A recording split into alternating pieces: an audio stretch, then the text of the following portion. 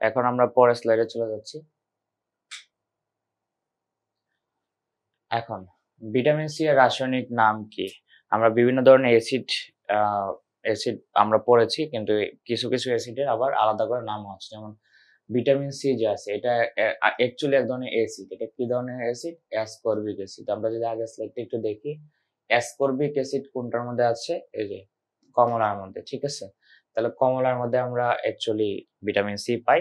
এর মানে এই না যে লেবুর মধ্যে ভিটামিন সি নেই বা অন্যান্যগুলোর মধ্যে, মানে সবগুলোর মধ্যেই মোটামুটি অ্যাসকর্বিক অ্যাসিডটা অল্প পরিমাণে থাকে। এইজন্য কিন্তু ওগুলা আমাদের কিছুটা টক লাগে। এরপরে ফেনল। ফেনলের অপর নাম কি? Carbolic acid. Carbolic acid. ফেনলের অপর নাম হচ্ছে কার্বলিক অ্যাসিড এবং এটা কি ধরনের হয়? অম্লধর্মী হয়। আরেকটা অ্যাসিড আছে হচ্ছে কার্বনিক অ্যাসিড, ঠিক আছে? এই অ্যাসিডটা যদি ঘরে রাখা হয় তাহলে সাপ আর ঘরে আসে না, ঠিক আছে? কারণ এই অ্যাসিড থেকে সাপ দূরে থাকে সবসময়। তো এই ধরনের বিভিন্ন ধরনের অ্যাসিডই তোমরা দেখতে পাবা যদি সাধারণ বিজ্ঞান বই পড়তে যাও। এখন হচ্ছে সাবান কি? ঠিক আছে? সাবান এক ধরনের অবশ্যই জৈব রাসায়নিক পদার্থ। সাবান কি? সাবান হচ্ছে উচ্চ ফ্যাটি অ্যাসিডের সোডিয়াম বা পটাশিয়াম লবণ। সো এটা হচ্ছে অ্যাসিডের লবণ, ঠিক আছে? এবং এখানে ২ ধরনের লবণ আছে। একটা হচ্ছে সোডিয়াম লবণ এবং একটা হচ্ছে পটাশিয়াম লবণ। এখন কেন এখানে আমরা কখনো সোডিয়াম ব্যবহার করি, কেন পটাশিয়াম ব্যবহার করি? সেটারও একটা কারণ আছে।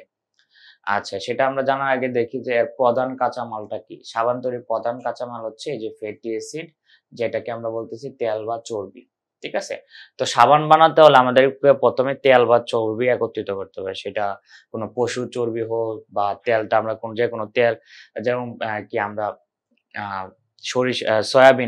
সয়াবিন গাছ থেকে সয়াবিন তেল পাই। এ ধরনের বিভিন্ন তেল আমরা নিতে পারি। আচ্ছা, এখন এই ২ টার মধ্যে আমরা পার্থক্যটা দেখি যে এই সোডিয়াম সাবান কোথায় আমরা ব্যবহার করি আর পটাশিয়াম সাবান কোথায় ব্যবহার করি। কাপড় ধোয়ার জন্য আমরা যে সাবানটা ব্যবহার করি এটা অ্যাকচুয়ালি হচ্ছে সোডিয়াম সাবান। অর্থাৎ সোডিয়াম লবণ দিয়ে যে সাবানটা তৈরি করে সেটাকে আমরা বলি সোডিয়াম সাবান। এবং শ্যাম্পু, শেভিং ক্রিম এইগুলোতে যে সাবানটা ব্যবহার করা হয় সেটাকে বলি আমরা পটাশিয়াম সাবান। আচ্ছা, আমরা পরের স্লাইডে চলে যাই। ডেটল কি? ঠিক আছে? যদিও এটাকে আমরা অনেকে কোম্পানি মনে করি যে একটা ডেটল নামে একটা সাবানের আ কোম্পানি আছে। সাবানের কোম্পানি। বাট এটা সাবানের কোম্পানি না। ঠিক আছে? ডেটল কিন্তু একটা আলাদাই জৈব যৌগ। হয়তোবা জৈব যৌগের নামে তারা তাদের কোম্পানির নামটা দিয়েছে। বাট ডেটল অ্যাকচুয়ালি একটা জৈব যৌগ। সো ডেটল কি কাজে লাগে? ডেটল জীবাণুনাশক এবং পচন রোধক।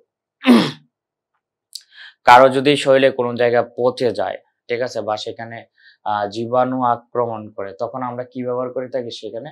ডেটল ব্যবহার করে থাকি, ঠিক আছে?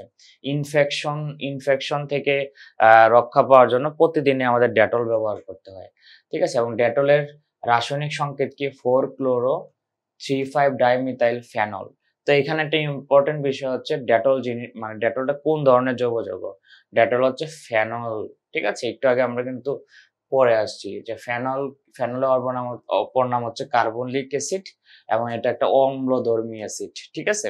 অম্লধর্মী পদার্থ এবং এই ধরনের একটা পদার্থ হচ্ছে ডেটল, ঠিক আছে? এবং ডেটল কি দিয়ে তৈরি? 4-chloro-3,5-dimethyl phenol দিয়ে তৈরি করা হয়, ঠিক আছে? এরপরে প্যারাসিটামল। আমরা অনেকে মনে করি এটা একটা ওষুধ আমাদের স্বাভাবিকভাবে কারো জ্বর হলে বা ব্যথা আসলে শরীরে, এটা অ্যাকচুয়ালি একটা ব্যথানাশক মেইনলি। তো এই প্যারাসিটামল আমরা খেয়ে ফেলি। বাট প্যারাসিটামল শুধু কিন্তু একটা ওষুধের নাম না, এটা একটা জৈব যৌগ। ঠিক আছে? এবং পরবর্তীতে যেহেতু এটা আমাদের ব্যথা নিরাময় করে সেজন্য এটাকে আমরা ঔষধ হিসেবেও ব্যবহার করে থাকি। বাট অ্যাকচুয়ালি এটা একটা জৈব যৌগ। এটার কাজ কি? এটা আমাদের জ্বর কমাইতে সাহায্য করে, জ্বর ভালো করতে সাহায্য করে এবং হচ্ছে ব্যথা নিবারক হিসেবে কাজ করে। ঠিক আছে? তবে প্যারাসিটামল খুব ক্ষতিকারকও আমাদের পাকস্থলীর জন্য। ঠিক আছে? কেউ যদি সর্বোচ্চ ১০ টা একসাথে প্যারাসিটামল খেয়ে ফেলে তাকে বাঁচানো প্রায় অসম্ভব। ঠিক আছে? তো প্যারাসিটামল কিন্তু আমাদের পাকস্থলীর জন্য খুবই ক্ষতিকারক। প্যারাসিটামলের রাসায়নিক নাম কি? 4-হাইড্রক্সি টেনিলাইন। ঠিক আছে? তো এটাকে বলা হয় প্যারাসিটামলের রাসায়নিক সংকেত। আমরা পরবর্তী স্লাইডে চলে যাই।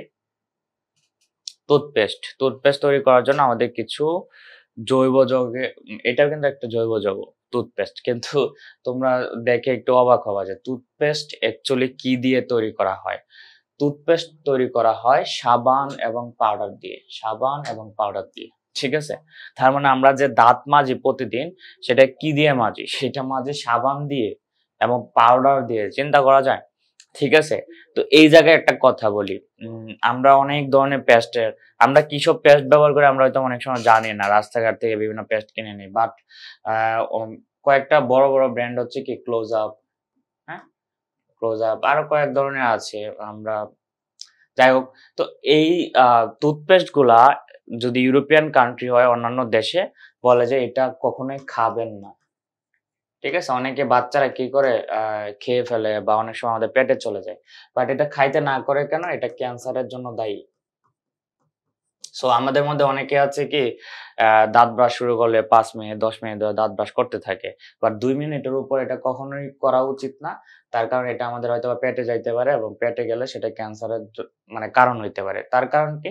এটা তৈরি করা হচ্ছে কি দিয়ে? সাবান এবং পাউডার দিয়ে। ঠিক আছে, যেগুলো আমাদের পাকস্থলীর জন্য খুবই ক্ষতিকর। এরপরে টুথপেস্টে ফ্লোরাইড ব্যবহার করা হয় কেন? টুথপেস্টের একটা গুরুত্বপূর্ণ উপাদান হচ্ছে ফ্লোরাইড। এটা কেন ব্যবহার করা হয়? দাঁতের ক্ষয় রোধ করার জন্য। এবং ফ্লোরাইড আরেকটা কাজে লাগে, উজ্জ্বলত্ব বাড়ায়।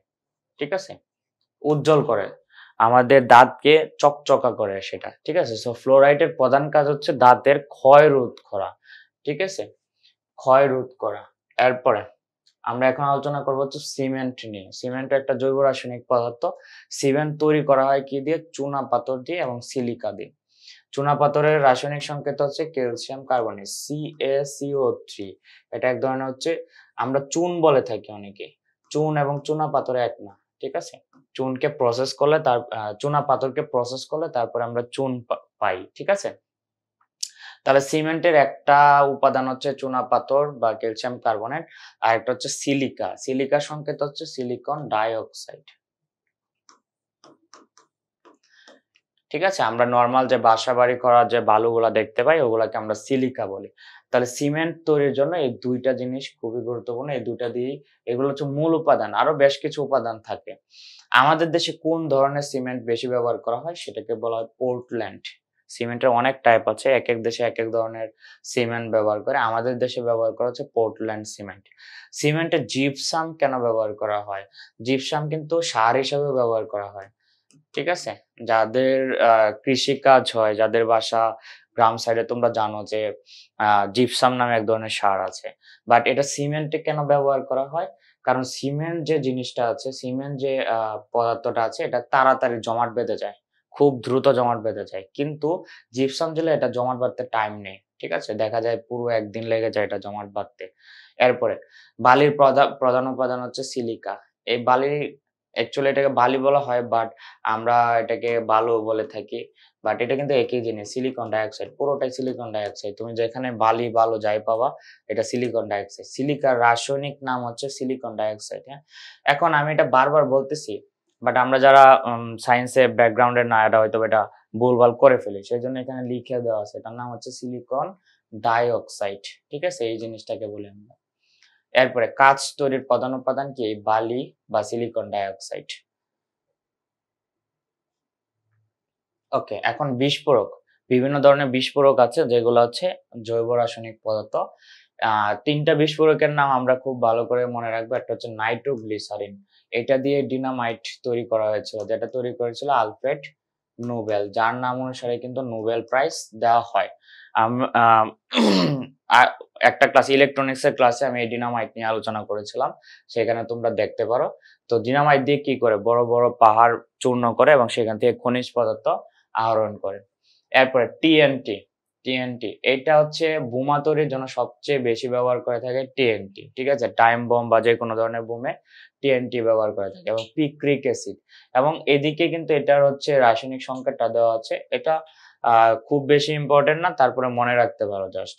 তো এইগুলো হচ্ছে বিস্ফোরক হিসেবে কাজে লাগে। এরপরে আমরা দেখি জীবাণুনাশক হিসেবে কি কি ব্যবহার করে থাকি।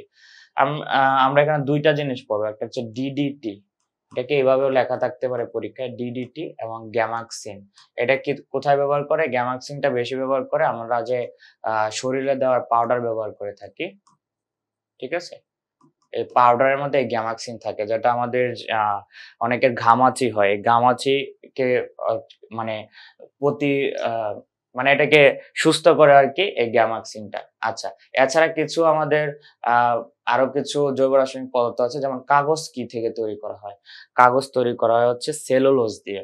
এখন সেলুলোজ কোথায় থাকে? গাছের বাকল, তারপর হচ্ছে পাতা, ঠিক আছে?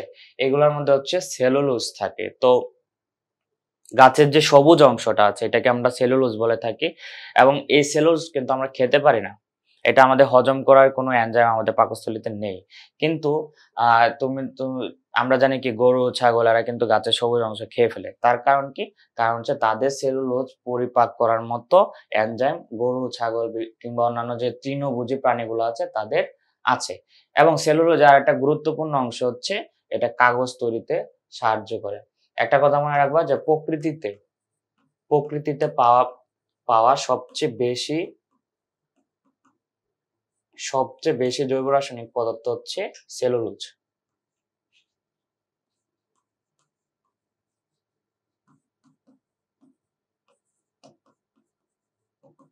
ওকে, প্রকৃতিতে পাওয়া যায় সবচেয়ে বেশি জৈব রাসায়নিক পদার্থ কোনটা? সেলুলোজ। এটা পৃথিবীতে সবচেয়ে বেশি পাওয়া যায়, কারণ অনেক গাছ আছে, গাছগাছালি, সব গাছগাছালিতে হচ্ছে সেলুলোজ পাওয়া যায় এবং এটা থেকে কাগজ তৈরি করা হয়। সেলুলোজ কি? এটা দেওয়া হচ্ছে উদ্ভিদের গাঠনিক উপাদান। যে কোনো উদ্ভিদ তৈরি হওয়ার জন্য তার সেলুলোজটা মাস্ট। ওকে, এখন লিপস্টিক কি দিয়ে তৈরি করা হয়? লিপস্টিক তৈরি করা হয় কিন্তু মোম দিয়ে। ঠিক আছে? মানে নিত্যদিনে কিন্তু মেয়েরা এই লিপস্টিক ব্যবহার করে থাকে। কিন্তু এটা কি দিয়ে তৈরি করে থাকে? মোম দিয়ে তৈরি করা হয়। এরপরে তারপিন কি কাজে লাগে? তারপিন হচ্ছে পেইন্ট করতে, মানে রং করতে কাজে লাগে এবং ভার্নিশ করতে কাজে লাগে এই তারপিন। এবং তারপিন পাওয়া যায় কোথায়? একটা গাছ আছে। এই গাছটার নাম হচ্ছে পাইন গাছ। পাইন গাছের যে নির্যাস আছে, নির্যাস মানে যে ওইটা থেকে যে রসটা বের হয়, হ্যাঁ? সেটাকে বলি আমরা হচ্ছে নির্যাস। তো ওইটা থেকে আমরা অ্যাকচুয়ালি তারপিনটা পেয়ে থাকি। ওকে। এবং আমাদের খুবই একটা গুরুত্বপূর্ণ বিষয় হচ্ছে জৈব রসায়নে কিছু পলিমার তৈরি হয়। ঠিক আছে? সো পলিমার কি? পলিমার হচ্ছে অসংখ্য ছোট, ছোট কণা একত্রিত হয়ে যদি বড় একটা অণু তৈরি করে সেটাকে আমরা বলি পলিমার। ঠিক আছে? এবং এই ছোট, ছোট কণাগুলোকে বলা হয় হচ্ছে মনোমার। মনোমার। পলিমার তৈরি হয় কি থেকে? মনোমার থেকে। অসংখ্য মনোমার একত্রিত হয়ে তৈরি করা হচ্ছে পলিমার। ঠিক আছে? এখানে পুরো মানে চার্টটার মধ্যে পলিমার, মনোমার এবং তার ব্যবহার পুরোটাই দেওয়া আছে। যেমন আমি যদি একটা পলিমার নেই, পলিথিন। আমাদের সবচেয়ে বেশি ব্যবহৃত যে পলিমারটা সেটা হচ্ছে পলিথিন। আমরা নিত্যদিন সব কাজে ব্যবহার করি। এবং তার মনোমারটা হচ্ছে ইথিলিন। ইথিলিনের অসংখ্য অণু একত্রিত হয়ে তৈরি করা হচ্ছে পলিথিন। এবং এই পলিথিনটা কি, কি কাজে লাগে? প্লাস্টিক ব্যাগে, বোতল তৈরিতে, খেলনা তৈরিতে, ইনসুলেটর মানে যেটার ভিতর দিয়ে বিদ্যুৎ যেতে পারে না। ঠিক আছে? আমাদের বৈদ্যুতিক তারের উপর দিয়ে যেটা থাকে এটা হচ্ছে ওয়ান কাইন্ড অফ ইনসুলেটর। এটা প্লাস্টিক দিয়ে তৈরি। তারপরে হচ্ছে রেইনকোট, রান্নাঘরের সামগ্রী, ফুড বক্স, গ্লাসও তৈরি করা হয়, বদনা, বালতি। তাহলে এই বিভিন্ন ধরনের জিনিসপত্র তৈরি করা হয় এই পলিথিন দিয়ে। তাহলে পলিথিন হচ্ছে ইথিলিনের পলিথিনের মনোমার হচ্ছে ইথিলিন এবং এটা দিয়ে বিভিন্ন ধরনের বস্তু তৈরি করা যায়। এরপর হচ্ছে পলিপ্রোপিন। পলিপ্রোপিন তৈরি করা হচ্ছে প্রোপিন থেকে। পলিপ্রোপিন তৈরি হয় প্রোপিন থেকে এবং এখানে কি, কি থাকে? গার্মেন্টস এটা দিয়ে কি, কি তৈরি করা হয়? গার্মেন্টস এর যে সুতা আছে এটা, ঠিক আছে? তারপরে দড়ি তৈরি করা হয়, কার্পেট, বুতুল পাই। ঠিক আছে? এই জিনিসগুলা তৈরি করা হয় হচ্ছে প্রোপিন থেকে। এরপরে পিভিসি। পিভিসি হচ্ছে এটাকে আমরা ভিনাইল ক্লোরাইডও বলি। এটা তৈরি করা হয় হচ্ছে ইথাইন থেকে এবং এখানে এটা দিয়ে আমরা কি, কি কাজ করে থাকি? যেমন কৃত্রিম চামড়া তৈরি করা হচ্ছে এই পিভিসি দিয়ে। তবে আমরা সবচেয়ে বেশি কিন্তু ব্যবহার করি কি? পিভিসি যে পাইপ আছে, ঠিক আছে? এটা কি এখানে দেওয়া হয় নাই? সো এটা কিন্তু আমরা যে পিভিসি আমাদের ঘরবাড়িতে যে পাইপ গুলা থাকে, হ্যাঁ? সেটা টয়লেটের পাইপ হোক, পানির যে পাইপ হোক, সেই পাইপ গুলা কিন্তু এই পিভিসি দিয়ে তৈরি করা হয়। তারপরে ঘরের মেঝে কার্পেটিং, ঘরের ছাদ তৈরি জিনিসপত্র, প্লাস্টিক সিরিঞ্জ যেটা কিন্তু মেডিকেলে খুব কাজে লাগে, হ্যাঁ? আমাদের যে আ মেডিকেলে যে সিরিঞ্জ গুলা ব্যবহার করা হয় ওষুধ দেওয়ার জন্য, সেটা কিন্তু এই পিভিসি দিয়ে তৈরি এবং রেইনকোটও তৈরি করা যায় এটা দিয়ে। আচ্ছা, এরপর হচ্ছে পলিস্টেরিন। এটা তৈরি করা হয় স্টেরিন দিয়ে এবং এখানে এটার কাজ কি, কি আছে? খাবারের পাত্র তৈরি করা, কসমেটিকের বোতল, টেলিভিশন, তারপর হচ্ছে প্লাস্টিক কাপ, শিশুদের খেলনার জিনিসপত্র এবং প্যাকেজিং, এইগুলা কাজগুলা করা হয় হচ্ছে পলিস্টাইরিন দিয়ে। এবং সর্বশেষ আছে হচ্ছে টেফলন। টেফলন কিসের পলিমার? সেটা হচ্ছে টেট্রাফ্লোরোইথেনের। এটা থেকে টেফলন তৈরি করা হয় এবং এটার ব্যবহার কি? রান্নার যে প্যান আছে, প্যান মানে যে কড়াই, কড়াইয়ের যে জায়গাটায় মানে হাতলটায় আমরা ধরি, সেই হাতলটা তৈরি করা হয় হচ্ছে টেফলন দিয়ে। তারপরে বৈদ্যুতিক যন্ত্রপাতি ইনসুলেটর। ঠিক আছে? ইনসুলেটর মানে আমি আগে বলছি বিদ্যুৎ আ মানে কি যাতায়াতে বাধা প্রদান করে যারা, সেটাকে আমরা বলি ইনসুলেটর। তারপরে জাহাজের রজ্জু মানে জাহাজের যে মূল জায়গাটা, কেন্দ্রটা, এটা বানানো হয় হচ্ছে টেফলন দিয়ে এবং ভালভ তৈরি করা হয় টেফলন দিয়ে। সো পলিমারের এই টপিকটা খুবই গুরুত্বপূর্ণ। এটার যেকোনো একটা পলিমারের কাজ আসতে পারে পরীক্ষাতে বা এটাও আসতে পারে যে এটার মনোমারটা কোনটা। ঠিক আছে? তাহলে আমাদের জৈব রসায়ন এতটুকুই। সবাইকে ধন্যবাদ জানাই।